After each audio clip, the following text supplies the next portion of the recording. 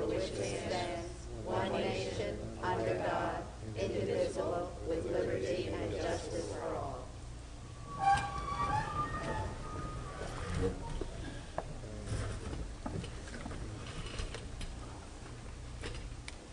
The first item on the agenda is public comments. A total of 30 minutes is set aside for public comment at the beginning and end of the meeting. The maximum time allowed for any one speaker is 3 minutes. Public comments at the beginning of the meeting are limited to items on the agenda. Persons who wish to participate in the public comment portion of the meeting must state their name and the specific topic about which they wish to speak. As speakers must limit comments to issues appropriate for public discussion, compliments or complaints about student discipline, specific student issues, or personnel must not be addressed during public comment. If you have any personal questions, you're welcome to come up and speak with members of the Central Administration staff or the board members at the end of the meeting. Also, any questions you would like answered, please submit in writing to our district clerk, Mrs. Pedro, and the question and answer will be put on the district website. This innovation has been greatly appreciated. Thank you, Mr. Carrion. All right, public comments?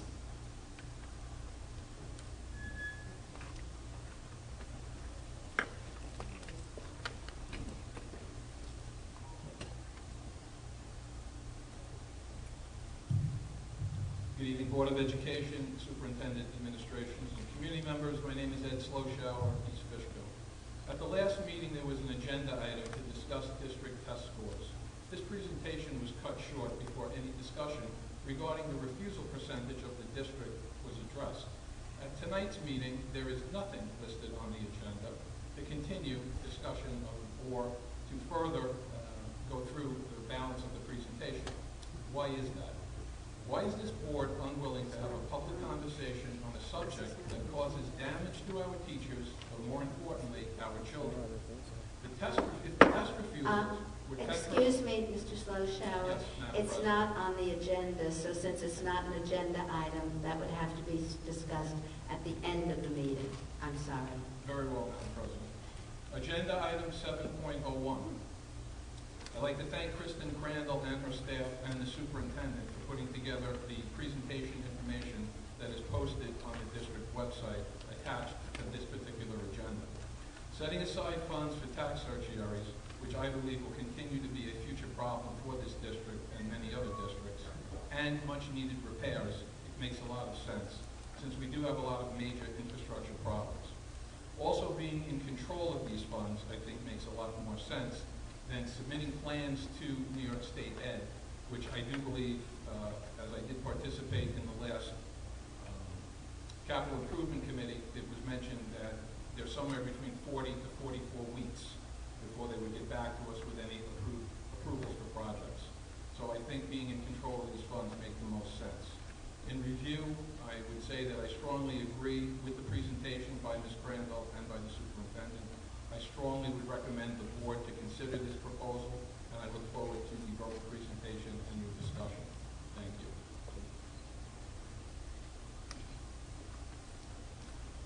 Any other comments from the public?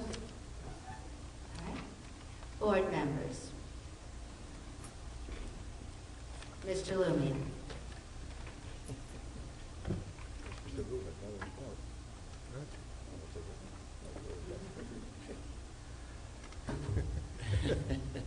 I'd like to congratulate, first of all, the directors and the actors of Roasted Catch and Mexican Mind for the production of Crucible. Normally I prefer musicals, but I enjoy this play because of the realistic portrayal of the students. So congratulations to all the students and all those involved. Secondly, I want to thank all the students who took time to produce the artistic drawings that were given to each one of us, I think 2 weeks ago, I think it was. I mean, they're very good. Last but not least, I'd like to congratulate 6 students from the Wabash Central School District have been selected to participate in the various 2015 All-State ensembles. ensemble, excuse me.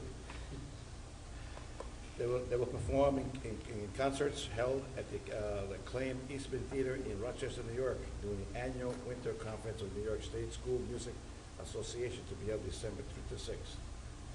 These young musicians were selected for membership in the All-State Symphony Orchestra, Symphony Band, and String Orchestra. Thousands of students across the state audition last spring in solo evaluation festivals. This type of selection is attributed to the hard students' hard work, commitment, and passion regarding their musical talents.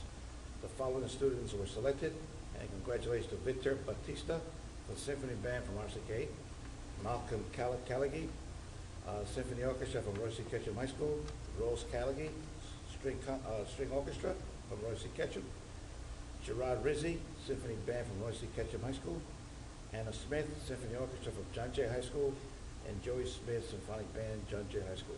If any of you have participated or seen the concerts that these kids put up during the year, they're fantastic. As far as I'm concerned, they are true professionals, and I wish I was one of them. So congratulations to the music department, and in particular to these students. Thank you. Any other comments from the board? Yeah.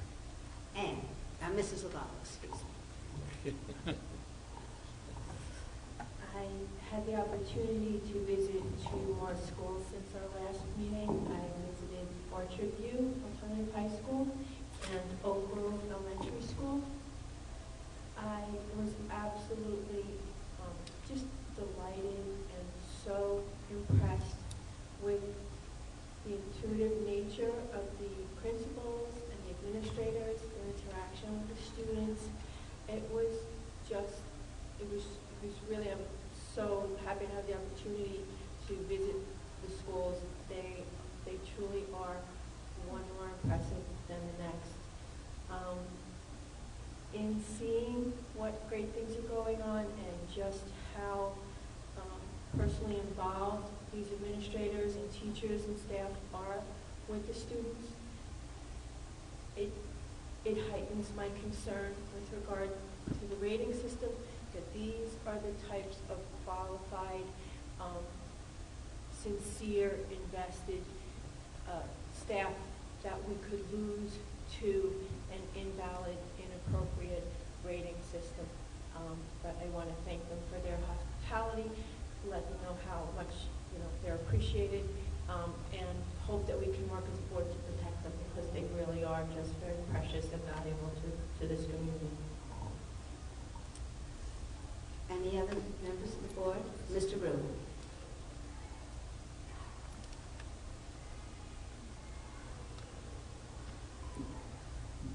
Thank you, Madam President. I would like to say Mr. Lumia enjoyed the Crucible. My wife and I both enjoyed both the Crucible at RCK, as well as the performance of the Brave Little Taylor at John Jay High School. They were both exceptional performances, and we both truly enjoyed both of those.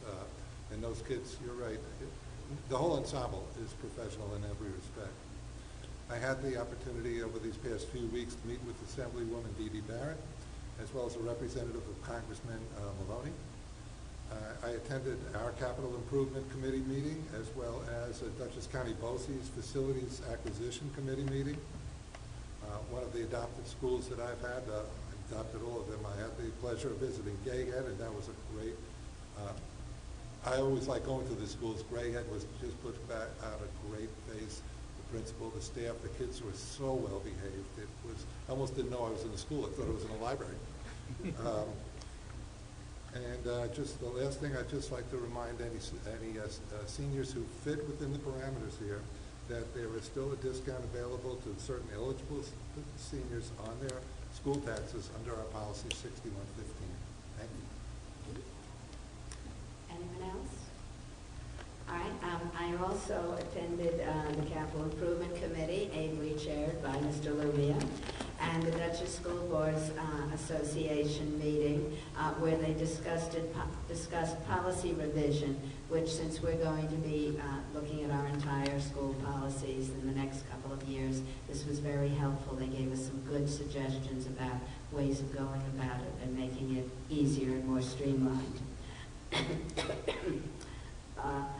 Like Mr. Lumia and Mr. Rubin, I Crucible, one show. I attended Monster, the anti-bullying program here at Wapager's Junior High, and the children, speaking of being in a library, they were transfixed and very attentive. I also went to Van Wyck Junior High for the Adopt a School program, and I saw two very interesting things they're doing this year. The Innovation Lab, where children are coming up with projects and experiments of all sorts during their free periods, and this enthusiasm of the students and the teachers who were working with them was wonderful. And also they have developed a Naviance computer lab where students can come and start plotting out what they would like to do in their high school careers and beyond when they're in junior high. So approaching the whole guidance issue very early, which was constructive. I attended the Westchester, Putnam, Rockland, Dutchess Superintendent and School Board's dinner and presentation with Superintendent Carrion, Assistant Superintendent Mr. Lumia, Mr. Lokema. Mr. Lumia couldn't make it as it turned out, but Mrs. Laval was able to come, and Mrs. Karat and myself, and it was a very good and interesting presentation on opening students' minds and better engaging them in reading for social and emotional development. Thank you. Mr. Carrion. Good evening, Madam President, Board of Education, and to the community. And for my superintendent's report, what I'd like to share with the board, with everyone, is that a few weeks ago, the board approved the goals for the district. And as we continue to move forward, we discussed that our plan of action will be aligned to the board goals. I'm excited to indicate that our strategic planning committee will get started. We have spoken to our consultants, and we will be moving forward in the next month with our second phase, well actually our third phase into the strategic planning committee, which is a great thing because you hear many times from many school districts how a strategic planning committee gets started and it doesn't stay alive and continuous with the work that was set forth to be carried out. So this is truly exciting. Our assistant superintendent, Mr. Lokema, he is our project leader, as Ms. Borden is no longer with us and he has taken over to be the project leader. Lastly, with that said, we will need one additional board member to become part of our strategic planning committee. We don't have to discuss it now, but send an email if you're interested. And then we have our meeting next Monday. We can finally decide who will be working with us in the strategic planning committee. Thank you very much. Thank you. Now, the consent agenda resolution. Mr. Rubin.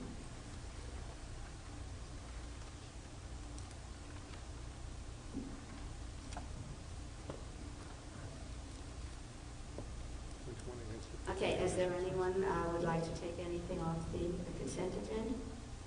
No? Thank you. Resolved that the Board of Education does hereby approve the following consent agenda items as stated.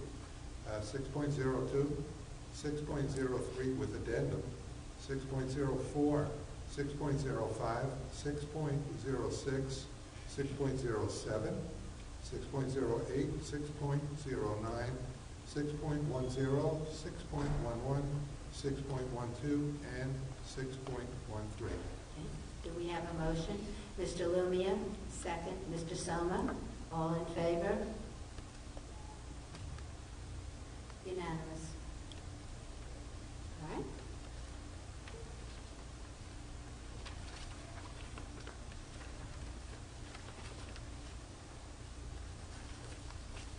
.01, Fund Balance Management. Mrs. Crandall?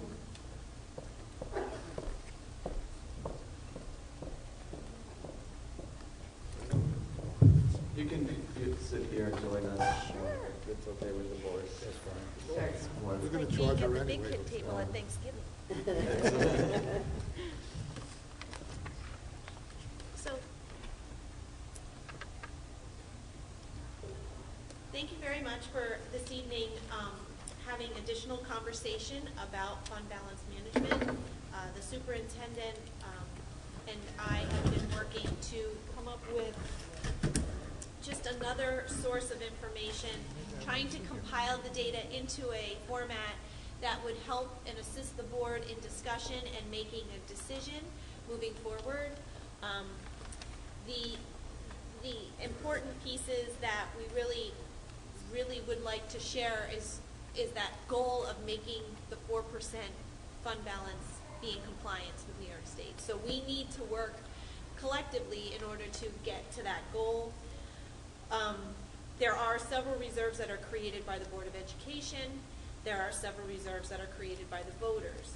There are several reserves that can be funded directly by the Board of Education. Some require voter approval. Some are very specific. Some are more general in nature. And in reviewing these facts, we looked back at what difficulties and challenges the district has faced. So we've had the tax certiorari conversation many, many times. We've also had the conversation about the expenses that we have as a result of our infrastructure. And I just want to make sure that, and I wanted to make sure I was clear with the board, that a repair for a repair reserve would be repairing a boiler. So if a boiler broke in a school building, and I know that's a poor excuse because we've had a lot of HVAC work done, so if a roof started to leak, one of those two options, you can't tear off the roof and put a new roof on with the repair reserve. What you can do is repair the roof. The same with the boiler. You can't take out the entire boiler, you can repair the boiler. So while a repair reserve is never meant to replace a capital project, it is much looser in nature. I guess that's not really the right way, but it's more loose in nature than a capital reserve, which is created by the voters. That's much similar to a capital project. Or more, it depends how you look at it. Correct. So that's really just, I want to make sure I was clear on that because I don't know if I was clear enough when we had that discussion before. And the second piece is with regard to the tax certiorari reserve, we would fund the tax certiorari reserve for a given year. So for example, if the board approved a tax certiorari reserve now, they would approve it for 15-16 reserve claims that came in. And if we funded it at X amount and found that after 2 years we didn't have that much activity anymore for the 15-16 year, you could essentially close out that reserve through board action and roll that fund balance to, say, the 17-18 year. So you could have that reserve continue on as it travels across years, because you can create a reserve, it pays for that year in particular. So really, the action that the board could take based on the options that we have for these reserves, we really feel that the repair reserve and the tax certiorari reserve would be in the best fit for the district at this time. And again, I have a corrective action plan to submit for the 14-15 school year that has to be actually submitted by mid-December. The audit committee, one of their responsibilities is to review our corrective action plan. We have a meeting next week, actually, next Tuesday. So again, the board would have another week to have this discussion, but we did provide templates for resolutions if the board at any time felt that it would be adequate to potentially move forward with this. Any questions? Mr. Lumia. If a roof at a certain school had to be replaced in its entirety, you're trying to tell me that we cannot take that out of the repair fund? That's correct, sir. If it had to be replaced in its entirety. How do we do that then? Well, you could still, again, it would be, you could use fund balance, but that's not in a reserve, which is not looked favorably upon, or we look at an emergency situation. And the emergency situation could be short-term funding until we could roll it into a long-term funding. it would be, and it would be an expedited measure through New York State. That doesn't change. We could do that now. So we can use fund balance for repair? But not reserved, No, I understand. not repair reserve funds. Just as long as we have money available to do some of these necessary Well, now we have, projects. if we have in excess of 4% right now, so I see. that would be, How about to be ADA compliant? Do we use some of the repair and reserve? to go if to we be have ADA ramps that need compliant? repair, we cannot add new items. We cannot add items, it's a repair reserve. And the problem with I'm sorry, one moment, with Ms. Rubin. The capital reserve, the language requires it to be so specific that if we, for example, we're going to do a project of ADA compliance, the level of specificity that would be required by New York State is amazing. And it's almost impossible to put all of that information together because change orders happen. And you can't just say a tall, for example. You know, make sure it's all inclusive. That's not how the language works for capital reserve. And that's also created by the taxpayers, funded by the taxpayers, and terminated by the taxpayers. All right. Any other questions? Mr. Rubin?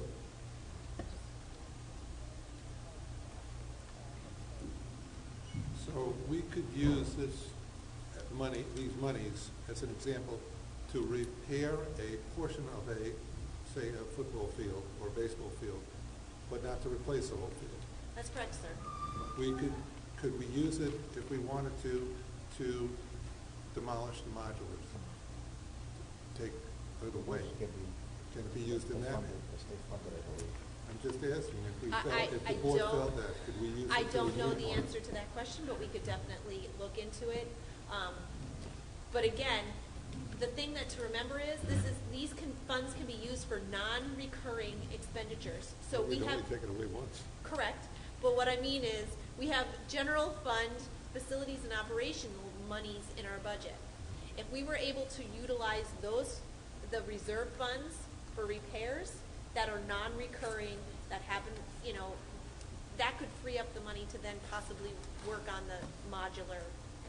I think those demolition. modules are state funded. I think we can, Ron is not here, but I believe that, Microphone. I believe that the state will provide them money to take those modules down. It's quite possible, correct. I think it's fundable. Just a question. I know. There's incentives. Sorry? There's incentives. There is. How about, for example, parking lots? You can, I asked that question of the attorney specifically, because I know that's a concern. We can patch parking lots. If a parking lot, if the vendor came in and said, I need to tear out all of the existing parking lot and put in new, then that will not count. If they go over the existing, yes, then that counts. Thank you. You're welcome. Mr. Rubin? No? Anybody else? Thank you for your time. Thank you, Mrs. Randall. Thank you. 8.01, board members may request additional agenda items. Mr. Lumia. I would like to make a motion to amend the agenda to continue the presentation and discussion regarding the New York State report card and level 1 data. Second. Mrs. Belton, seconded. All those in favor? Unanimous. Okay. All right, Mr. Carrion. I remember clearly where we left off. And if we can get to that page, but I do remember we had just completed providing you with information regarding the New York State grades 3 through 8 assessments, and we were moving forward to show you the numbers in terms of the test refusals that were taking place here in our district for the 2014-15 school year. This is a collaboration, so grab the mic. Let's try to get back to that mode we were in last meeting. So when we left off, we were showing you, we were showing the board and the community the percentage of test refusals. And as you can see in grade 3 for ELA, the test refusal district-wide was 31%, and the lowest participation was 44%. And the lowest participation, Mr. Lokima? Gatehead Elementary. Gatehead Elementary School. And if we move forward, the same with grade 4, 32% was district-wide, and our lowest participation, Gatehead Elementary. Gatehead Elementary. 30% district-wide in grade 5, and our lowest percentage participation was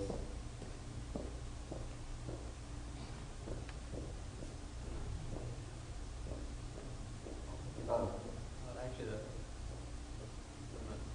I think it's Gatehead again, but 65% doesn't correlate to the chart. Double check that. That's, yeah, probably. And as you know, grade 6 ELA, 44% district-wide and 51% Van Wyck. This Van Wyck, Van Wyck, for some reason this year, it's worse than ever with folks. Van Wyck, Van Wyck.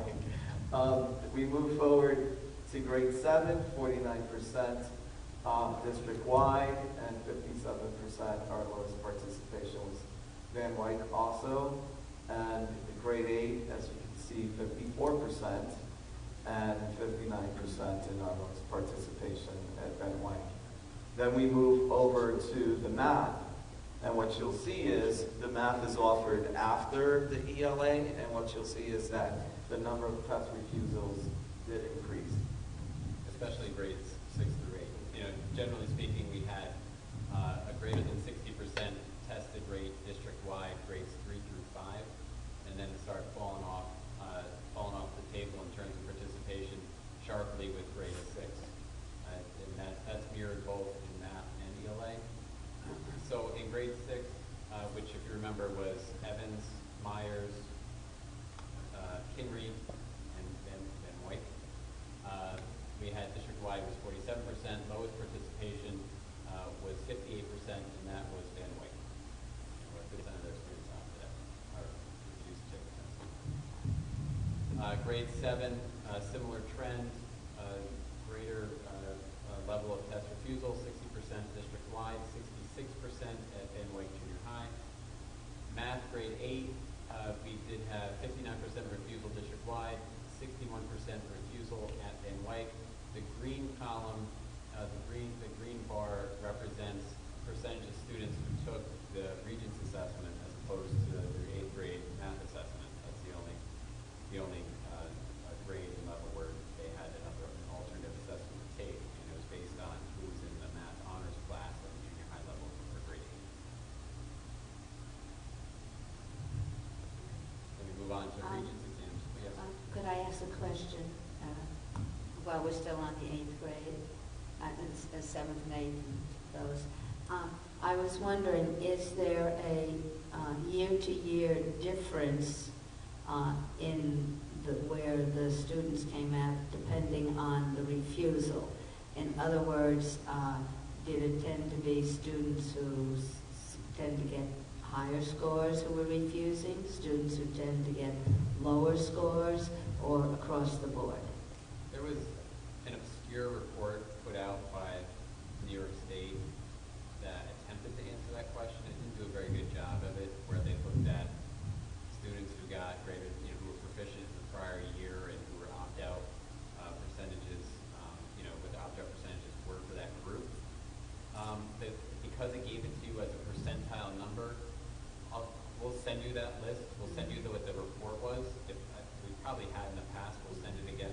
It didn't really give us a good number because it was just percentiles. So if you're looking at percentile of a group, and it didn't give you total population size versus percentiles here, it was, you're comparing an average of apples versus an average of oranges. So it didn't really give you a good number, but it gives you an idea, I guess, and we can give you a chart that answers that.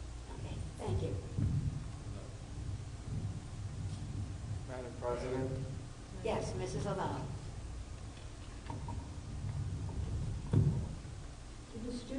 taking the algebra regions, they're 8th grade students, so did they not take 8th grade math? I know that's how it works. They did not. Okay. About 2 years ago, this is the second year, I believe, that the state said if you're going to take the regions in 8th grade for algebra, you don't have to take the New York State assessment for grade 8. It's also important to note that the grade 8 math regions, which is also the 9th grade, the algebra regions that the students took as 8th graders, is the Common Core algebra regions at this point. There's no longer the option to take the former algebra regions exam. So this reflects the Common Core algebra regions exam. Segues nicely into regions math. Thank you. These are the overall proficiency percentages per assessment. I believe we got them all up there. We might have missed a couple, but we'll get them in the next couple charts we did. I think they're all there. We'll talk about integrated algebra, and we'll talk about a couple of the other assessments as we get through the charts. English regions overall, it's a little bit small, so I'll help with it. District-wide, which is this column, 13-14, 90%, 14-15, 93%. We had an increase in performance at RCK, which helped really bolster that improvement district-wide, where they went from 85% proficient on the English regions 2 years ago to 92% last year. This, we showed this chart last year, and we wanted to show it again to basically show the pathways that we offer our students that remain on Regents track. Please understand, this is strictly for students remaining on Regents track in mathematics. What you see here is from grade 8. Now, the Common Core Algebra 1A, the students have an opportunity to take algebra in 2 years. Those are the students who are not on a year's track, but they do algebra in 2 years. It is now the Common Core Algebra exam, and they will be responsible to take the Common Core Geometry and eventually the Common Core Algebra 2. This school year, it's the first year, the 2015-16 school year, that the State Education Department will be offering Common Core Algebra 2. Notice, it's not called trigonometry anymore. It is called Common Core Algebra 2. I got Principal King nodding her head, John Jay Senior High School Principal. And the following school year, the trajectory here is that the pre-calculus exam, the 2016-17, will be based on the Common Core Learning Standards as well for the pre-calculus regions. So this basically gives you a snapshot of the pathways that students are taking in terms of being in the Regents track. Mr. Carrion, you said Algebra 2 no longer includes trigonometry. When do they do trigonometry? I believe it's just that the course is called Algebra 2, not Algebra 2 Trigonometry. It used to be called Algebra 2 Trigonometry. That's I mean, I'm not pretending to know the answer per se, but it's sort of kind of going in the direction that it went several years ago, where these courses lost the terms algebra, geometry, trigonometry, and there's probably more of an integration that's going on. But I can definitely get more of a solidified answer for you. Thank you. Anyone else? On a preview, are we done? Can we go on a preview of math, please? We got more details about the math. Okay, I'm sorry. Okay, good. And now the math. Thank you. This is a comparison of year over year, 5-year comparison for the Common Core regions, so the integrated algebra and the Algebra 1 Common Core. Starting over here for integrated algebra, this is where we saw a drop in performance, but the percentages should be backed up by numbers. In the prior year, I'm going to be off by a couple, I'm sure, about 1,000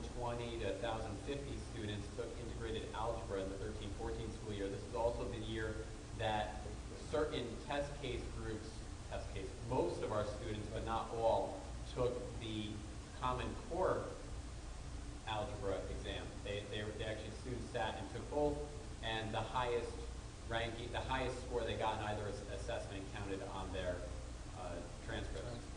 So with this group, there was about 360 or so students who took integrated algebra in 14-15. These are mostly students who needed to make up a Regents exam, or that's probably about it. They just need to make up a Regents. It could have been anywhere from, ninth grade through senior year. And here, 13-14, what's missing here are Van Wyck and Van White and Watt Jr. There was only 3 schools that participated in the Common Core algebra, 2 schools, John Jay, Ketchum, and then the dark column here is district office.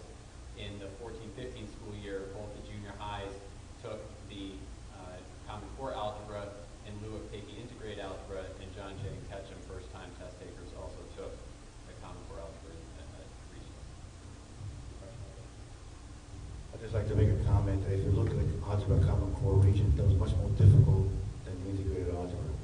So I'm kind of surprised that they did a lot better in the Common Core region.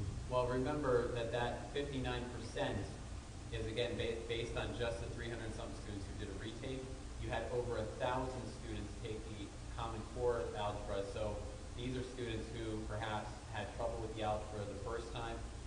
Their proficiency scores as a group, if it would have been buoyed by all who were test takers, if all ninth grade and or 8th grade took the integrated algebra, and then they've been up over 1,000. So your data in terms of integrated performance is skewed.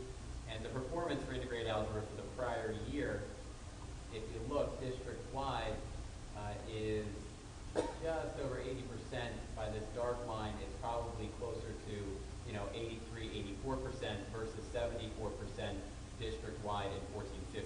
So you might have to go back a year to get a true sense of comparison. Obviously, it's different kids, so it's not a perfect example, but to give you a sense of where we would have probably been. Geometry and Common Core geometry. This is similar to the previous year. This was, students took both assessments in 14-15. It was the first year where geometry was offered as a Common Core assessment. Our kids took both. You can see that there was a performance difference, and either assessment with the higher grade would count towards transcripts in the first year of this geometry. Again, I'm not surprised with the difference between 92 and 87. The Common Core geometry region was much more difficult. I thought it was an extremely difficult comparison. What somebody should do is do a statistical study to see if there's a significant difference between the 87% and the 90%. I would like to see perhaps if a statistical difference existed between those two geometries, performance-wise. Statistically, it should be done. Could be done, I think. We have that. Is there a statistical significant difference between 87 and 82? Well, a lot of students took it. It's I don't think you could do a statistical statistically study. how, like what sort of statistic? Because we're looking at assuming different standards are going to be embedded in the geometry Common Core. So some of it will be a little bit different, and you did talk about the complexity of one exam versus the other. Let us know exactly what you want, and we'll do our best to get that for you. All right, any other questions? Okay, this is not really meant to be a side-by-side comparison per se. We have the regular geometry on this side, and we have algebra 2. I'll try and remember to take trigonometry out.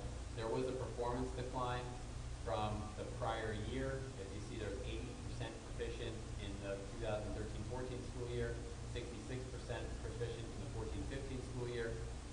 Talking with Todd and Dr. Cardwell, I just mentioned Dr. Cardwell, we learned that that we believe that there were some embedded Common Core questions in the Algebra 2 exam that were not necessarily covered in the curriculum. I found out the difference. I looked at the test, and I was kind of surprised that kids did not do as well. There was no topic in that particular test on the Algebra 2 trig that to me, students should not have been able to put done. So I think something happened. Maybe the material was not covered, whatever, but I'm concerned about that score. But the test, as I see it, as a former math teacher, the kids, the questions were doable from all the previous years that I've taught. So I really don't understand why such a big difference. Something happened. And I don't think it was just a question, it was a Common Core, whatever. I think that something happened to the test. And again, I did not think it was that difficult a test. That's my opinion. And I think a lot of people agree with me. People who know mathematics will agree with me. Mr. Rubin. Thank you, Madam President. Mr. Klima, what I'd like to see at some point, and there's no rush on that, but these figures I'm finding are fascinating. I'd like to see how our district stacks up versus the state, if it is possible to get this, versus the state, the county, and districts that are similar in composition to our district, if that's possible. I'm not sure about composition, but the rest of it might be out there. Okay. Okay. Thank you.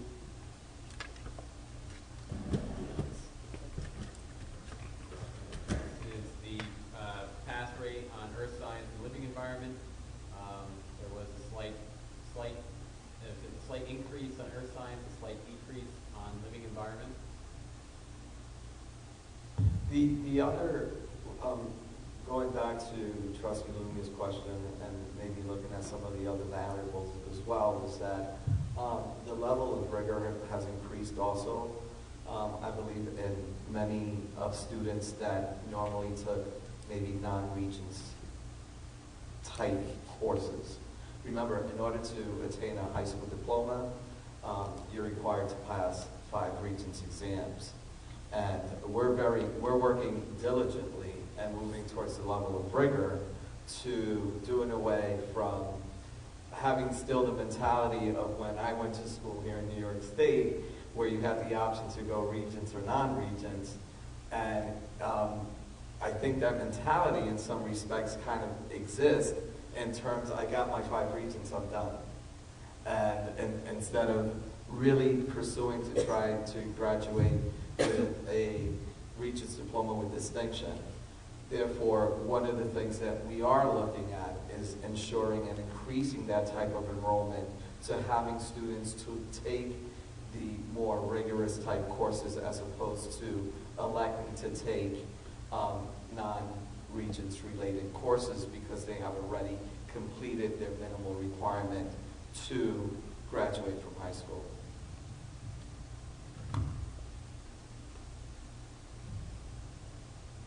Chemistry, physics. Point well taken right here. At this point, the students that are sitting in chemistry and physics courses are really electing to be there at a certain track, whereas there are many students at this point who may be electing to take a non-Variant Regents course, sort of forensics as an example. Mrs. Lamont. My understanding of Common Core is that the objective is it's common. Everybody's supposed to be getting the same, achieving the same goal. So I happened to have a conversation with a math teacher, and I said, I heard something, I heard that the geometry was questionable, what do you think? And she said, I love it. I said, can everybody pass it? She said, no. That was just her opinion. But seeing that the rigor increased, the performance dropped, the objective is a common achievement for everybody. Are we going to be able to accomplish that goal?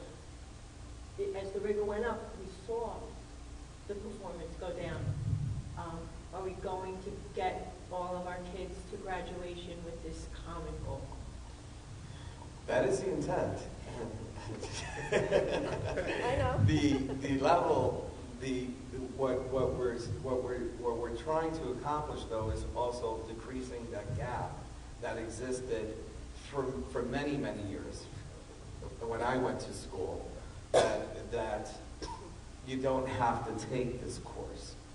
Whereas now, what's happening is that students are having to take these courses that typically were on a trajectory not to, basically, when you look at the whole statistics and curve, you have your percentage of students who probably did not take these type courses, so we didn't see those grades. So a great example is going to physics and seeing the passing rate for physics, because that's the students that we're talking about, that the example you just mentioned. Now we have more students that are going to sit through geometry, that we're pushing forward and getting them into these more rigorous type courses where there's going to be a much larger range in Algebra 2 and geometry of from 65% to 100, or from 0% to 100.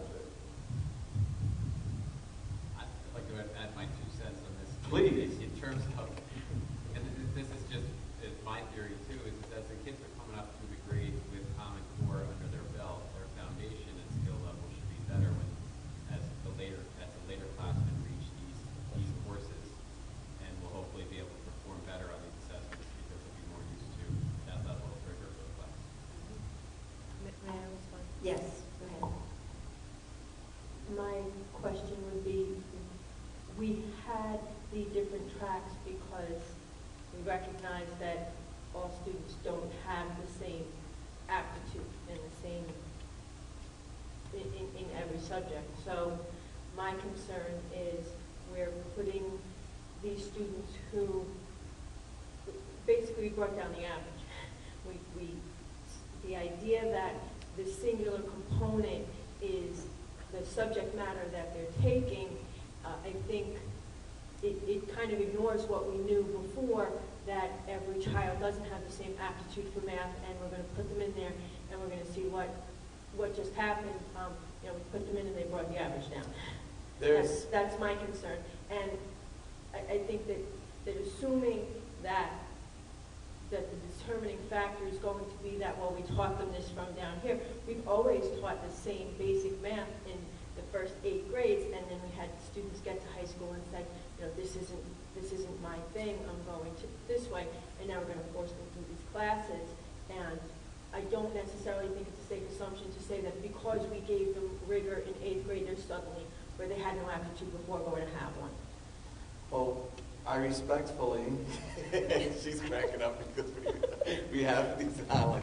I'll give you a great example. We didn't think, we set a mindset for students. When we think about it, you know how many students with disabilities were never able to pass Regents exams. Now we're having students that are passing Regents exams that have an IEP, because we actually increased the standards for those students as well. Therefore, the old mentality was, you don't have to take a Regents exam. You're on this track, and you graduate as a non-Regent student. We have what we're seeing now, many of our students with disabilities continuing to increase in terms of passing these Regents level examinations in our schools. I have a concern that is the state using cut scores for these Regents exams? Mr. Zib. Yes. No, we just talked about how we would all take turns and share some of the Yes, information. no, that's fine. But I'd be happy Mr. Loki, to. we can ask you to. Yes. I can't answer the specificity of it for each exam. Where instead of, back in the olden days when I went to school, as my children would refer to it, when you took a Regents exam, if you got 85% of the questions correct, you got an 85%. If you got, as the test, if you got 98% of the questions right, you got 98%. And 65 was passing, 75 was passing for the 8th grade Regents. I took Regents in 8th grade too. But now I understand that you don't necessarily know till the state comes out with the answer as to what they're going to do. So how much manipulation is going on in these scores? That's my question. I don't think very much, to be honest with you. I think the assessments are based on, there's multiple choice questions, and those are worth so many points in the assessment. If there are long answer questions on it, they are graded manually, and the assessment, the answer sheets come into us. They're scan scored. They're scan scored in through the Mid-Hudson Regional Information Center. They come back as simply so many wrong and multiple choice, so many points off, so many points awarded for the long answers based on how they're graded, in much the same way you described how it was scored when you were a child. Mrs. Laval. I read and actually submitted on behalf of Dr. Luxick 2 years ago to the John Flanagan, the chairman of the Education Committee, testimony, which basically went through the instructions to the regents and effectively said, this is how many students do you want to see pass this exam? And so my understanding is they very much are setting the cut score, and I'll be happy to share that testimony with everybody in the room. Well, we can pull answer sheets, and you can see what the student answered, and you can calculate what their score was, and it's going to equal that. I've seen the regents throw away questions that they found to be faulty after the fact, and they've had to provide new scored answers to us. But those are really just looks like errors on the exams themselves. We can get the answer sheets back, and we can calculate what the percentile score should be just as well as the machine can when they scan score it. Thank you. Mr. Lumian. As a former teacher, I think cut scores are a joke. When I first got on the board, the first year I got on the board, 34 points on the test was passing. I think that's crazy. We got to go back to, personally, we got to go back to the old system where 65 is passing, get 65% of the question correct, boom. I think this cut score, in my opinion, I think is dumbing down education and not improving it. So that's my personal opinion, but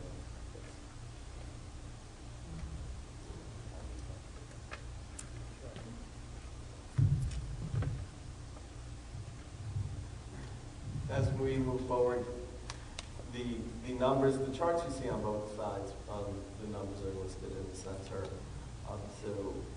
For global history, once again, you see from last year 75% passing rate, 72% was the passing rate, 89% in U.S. history, and it went up by 1% and 90% for U.S. history. I think it's probably worth mentioning that this year, Bonnie keeps me honest, I think this year is the last year that the global Regents exam will be offered as a 2-year assessment.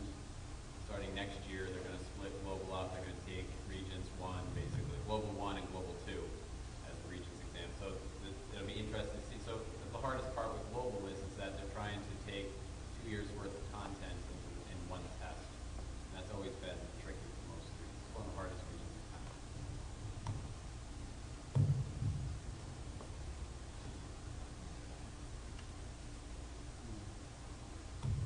On the graduation rate.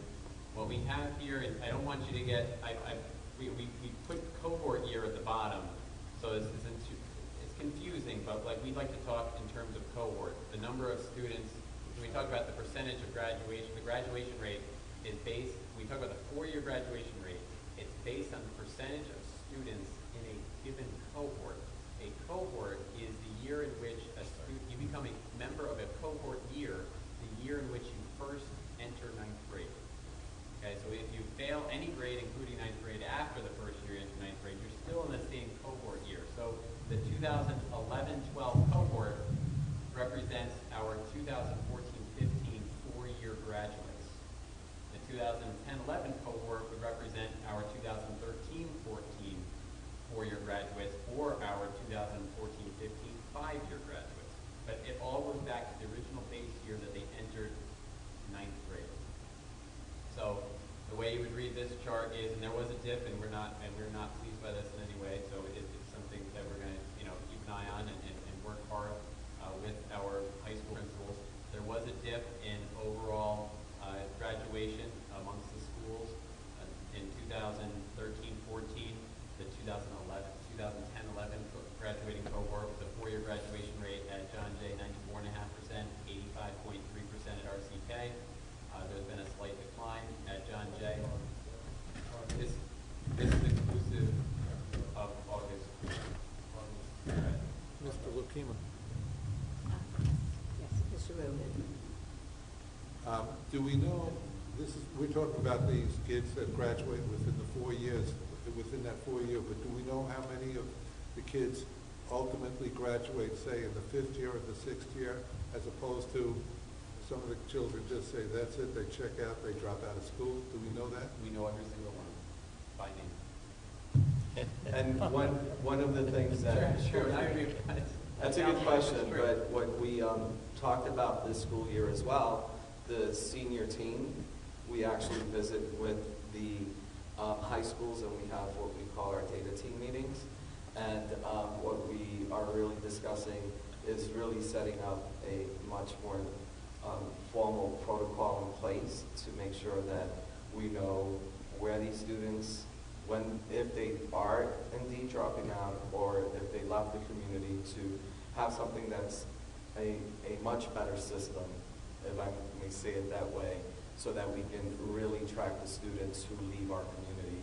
And sometimes that can get slightly tricky to understand whether we're still counting a student who is actually at another high school in another part of the state of New York.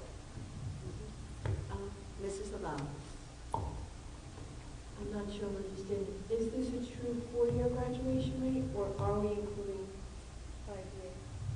No, well, this is the 4-year graduation rate, and Mr. Carrion was correct to correct me at the time that this chart was produced. It does not include the August grads for the building. 4 and 5-year So- graduates, it's just 4 years. Just 4 Okay, years. thank you. But of course, we knew you were going to ask that question. So we have the 5-year graduation rate. So the 5-year graduation rate, and then are we done with the 4-year graduation rate? Okay. The 5-year graduation rate is and notice how I'll flip back again.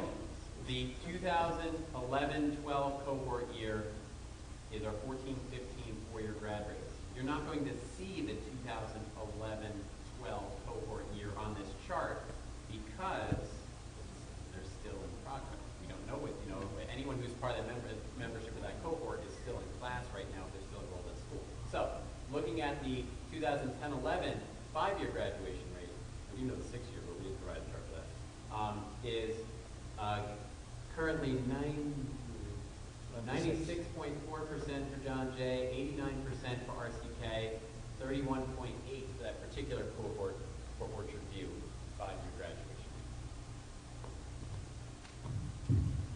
Wouldn't it, in some cases, I assume that many of the students who take 5 or 6 years to graduate have especially difficult situations. I'm thinking of students who may have come to us from perhaps a foreign country and are trying to adjust, or who have gone through serious health or family issues, and perhaps we should, it's probably very good if they're taking another year, maybe that's to their benefit. Speaking of that, that is our philosophy about Orchard View Alternative High School. Of course, we want them to fall under the 4 or 5 years, but our main goal is to make sure that they can graduate so that they can have opportunities after high school. So in that respect, the New York State Education Department really creates these graduation rates in terms of these cohorts, building it from a 4-year and a 5-year. And then locally, we create data to represent, you just said, like what we have for 6 years. We can pull up 6-year, and we know, and anyone who didn't make it in that time, back to Mr. Rubin's question, we can tell if they were just a dropout. We don't necessarily know where they went. They transferred to another program. They went to an alternative GED program. There's data on that. Sadly, there's unfortunately data that says that someone was deceased. All that stuff we do know about, and it's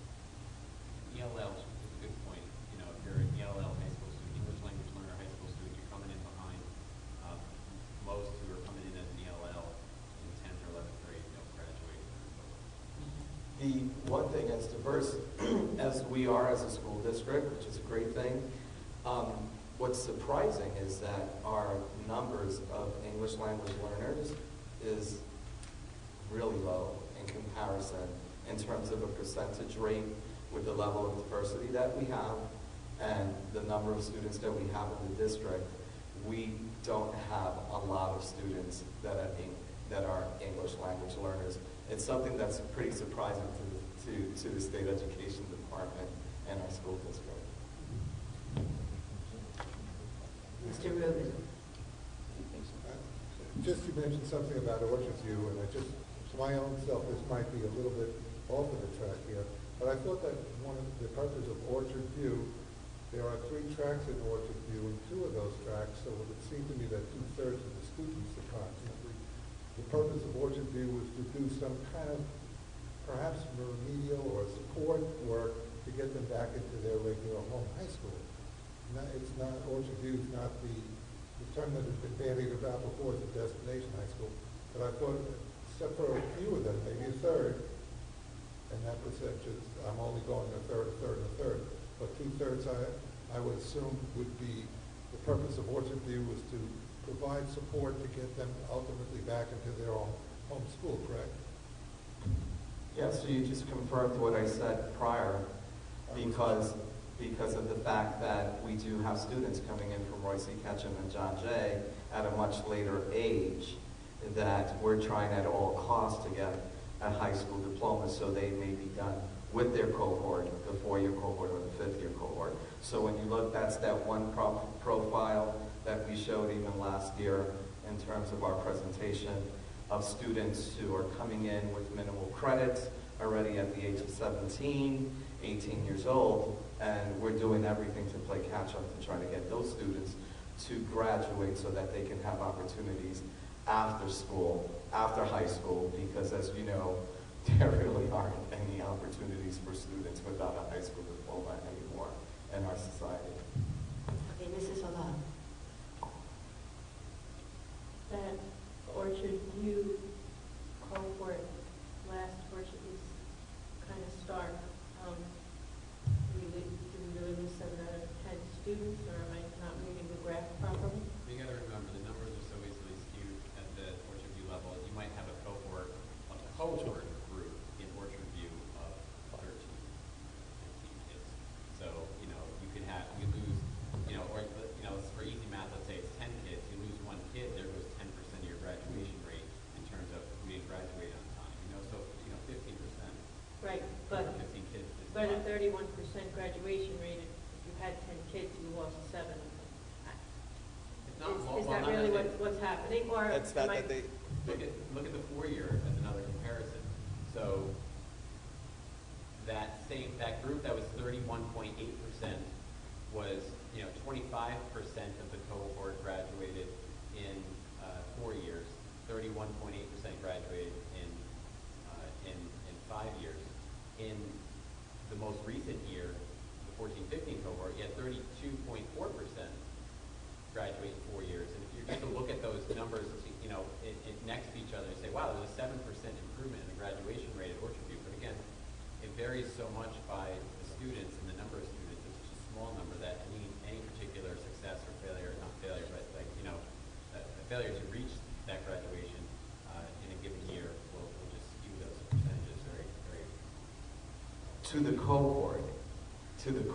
So for example, don't quote me on the exact numbers. I believe there were 24 seniors at Orchard View last year, and 22 of them graduated, which that's a different terminology. Seniors. So their cohort may have graduated 2 or 3 years ago, but they were still in school. They can be in school until the age of 21. Therefore, we had a successful graduation rate to students who were classified as seniors. What we can do, we can provide a presentation, because the conversation here is that we still refer to our students in terms of their classification, in terms of whether they're freshman, sophomore, junior, or senior. However, there's a difference for a percentage of students that may not be a senior, that their majority of their cohort are seniors now. And that illustrates a really good point.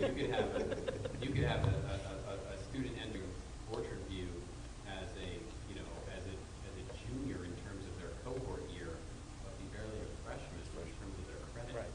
So, the fact that they're staying in school and working to graduate speaks to the success of the school. And what I can tell you too, Dr. Bach is here, and now Principal King. What I can tell you about our students, they're resilient. Like, they're going back spring and in the winter to retake a Regents exam. They try again in the summertime. They take tutorial courses. Our students are very resilient and really trying to pass these courses. However, what happens at Orchard View is not just the Regents exam. It's also, there are many students that have been academically at risk, maybe due to attendance, due to behavior, or all of the above, and they're coming with minimal credits. So they still belong to a cohort, but their classification may make them a freshman.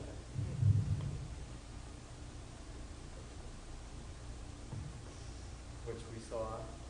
And as we move forward, we talked about earlier today, the importance of strategic planning.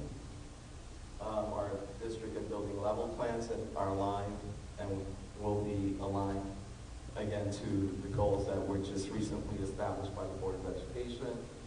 We're working on student advisory, which, funny enough, Mrs. King, your name came up again today, how the work that you're doing at John Jay right now and getting the advisories going. Curriculum mapping. We're basically, at this point, we've made a conscious decision too, that to kind of put the brakes on curriculum mapping, really look at what it is that we're teaching, I'm sure you're smiling, and really think about maybe instead of continuous revisions to the maps, start making and looking at the data and assessing what it is that we're teaching, how we're teaching, and how aligned are we to the standards. It's how we're moving. Professional learning communities at all of our grade levels, you will hear that they work in collaboration. District-wide learning walks. Our integrated co-teaching task force continues, and once again, trying to work with teachers after school. This is another direction we're taking. Explicit instruction, PBIS, which in terms of what we're doing and based on our level of disproportionality that we've been cited by the state. I don't think we talk about that enough or have shared that information, but the board, I think I brought that up as one of the topics, or it can be one of the topics, to really show the definition of disproportionality, why we have been cited by the state as far as this being disproportionate. And we can also show you other neighboring school districts that have been also cited by the state for disproportionality. Response to intervention, our professional development days, and data-driven instruction, and definitely more and more the research is out there, the social and emotional learning aspect. Really encouraging and motivating students is such an important piece to seeing success in children academically as well. Thank you. Thank you. Are there any other questions?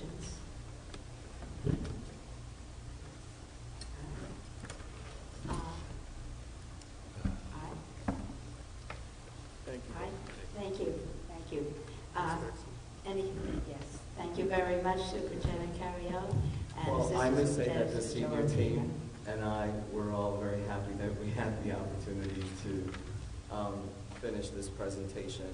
Let alone whether your take on the data is one way or the other, what it does actually, it provides us the opportunity to engage in real conversation about what we're doing as a school district and how we're working with our students. And that's the most important thing. Thank you. Thank you. Aye. Are there any comments from the public? Thank you so much for the Hi, good evening. Thanks for the water. You need it? No, you can have it. I was worried.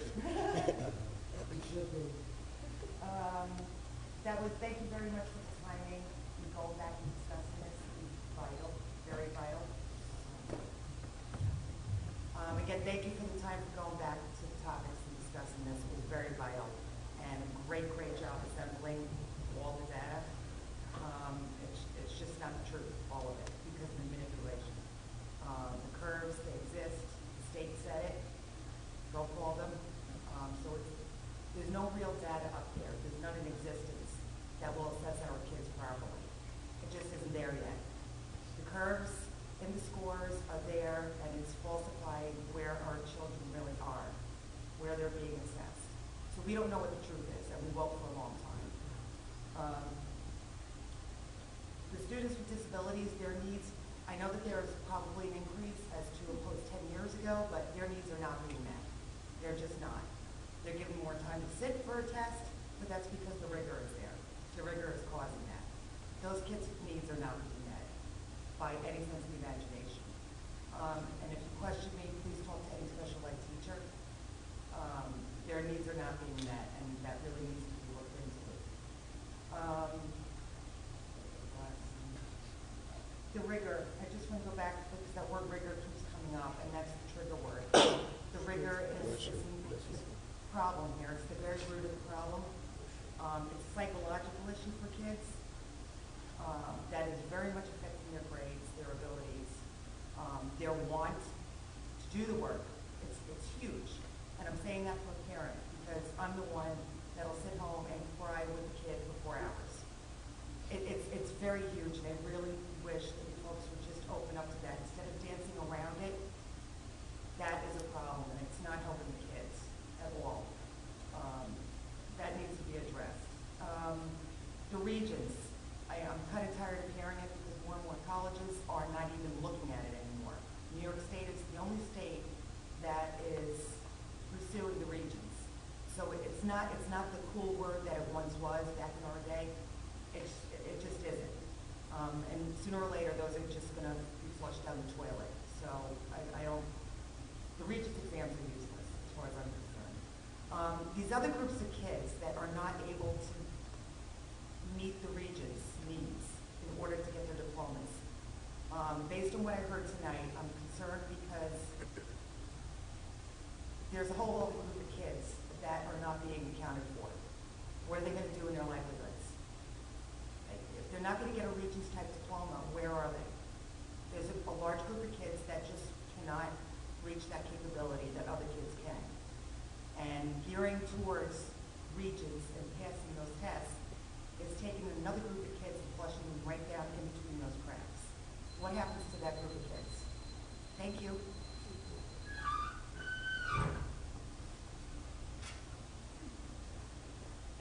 Ed Sloshow again, East Fishkill. Thank you all board members. The district has a parent-teacher conferences scheduled upcoming for this upcoming week with several half-days. Is this a district policy or is this scheduled in this manner because of collective bargaining? How does the district expect a large number of parents to meet with teachers who work during the day? Many parents both work, so they either can't meet with the teachers or they have to take time off from work. Neither of those options are good. And what about after-school care for their children now that half days? Who's going to watch their kids? This also is an option. Can we look into changing this? I'd like to get some clarification. I remember when I went to school, parent-teacher conferences were held after school, and there were also more evening hours for parents who work during the day. How much more time are students going to be taken out of the classroom? How much more time are they going to be taken away from their teachers to do actual work in the class? It looks like to me for the rest of November, not much is going to get done. Board member attendance at meetings. I find this to be a major concern. I would ask Madam President, are you going to address the poor attendance of numerous board trustees? How can the board effectively do their job when attendance is so poor? I realize everyone have their life issues, But trustees made a commitment to this district. If you can't fulfill your responsibilities, maybe you shouldn't be a trustee anymore. Students in elementary schools receive notices about running for student government. I found this very interesting. One of the responsibilities of those particular students who are eligible is that they cannot have more than 5 times of lost recess. It says no loss of recess. I brought this up at the last meeting, and Dr. Bond can correct me if I'm wrong. Clearly stated in the Code of Conduct meeting, recess will not be used as punishment for students. Is this not being transcended throughout the district? I don't understand this. Can somebody please give me a clear and definitive answer as to why faculty continuously are using recess as punishment for students? Recess is a right for students, not a privilege. You are violating students' rights. Please give me and the district a clear, concise explanation for this behavior. It also states here, if you're running your campaign, giveaways. Candidates are not to use any giveaways during the duration of the elections. Tags, candy, money. So apparently students cannot bribe their fellow students for votes, but yet with PBIS, we are allowed to bribe our students with behavior rewards. Am I missing something here? Can I get also an explanation as to this? On one hand, we do one thing. On the other hand, we do another thing. This doesn't make any sense to me. Maybe I'm not understanding this, and maybe somebody could get in front of the microphone and explain this to me. I don't get it, and neither does many parents in this district as well. Thank you.